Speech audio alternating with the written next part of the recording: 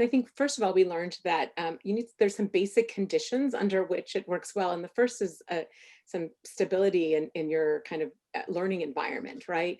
So do you have a place to, do you have the most basic access? We've learned that access to technology and accessibility for remote instruction is key. It's become a basic need for students, but also from whether you're a kindergartner or a parent who's trying to complete their post-secondary credential or degree, you need sort of how much distraction you have in your home, whether it's health or again food insecurity or a place to study or work. All of these things matter a lot. And so if you're a teacher, you've seen that, whether you're like me and Kevin teaching college students, even graduate students, or you're teaching elementary school students, like you see the differences in sort of students' ability to even engage, right?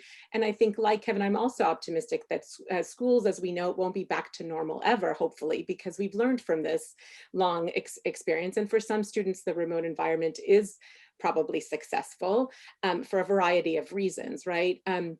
But what we do know is that some basic conditions need to be met, and that when we see students, whether their cameras are on or off, what's going behind the scenes in terms of their ability to engage varies dramatically. And so I don't think we'll go back to sort of, so many, look at even the University of California, we've been able to pivot so successfully. I think we do need to applaud our K-12 schools and our post-secondary systems for doing this. I mean, we had talked about it, and we knew there were online environments already happening, but the ability of these institutions to pivot to remote instruction is pretty remarkable. And I don't think we learned a lot from that. And I think what it looks like in the future for the students for whom it could, continue to benefit, we should continue to explore.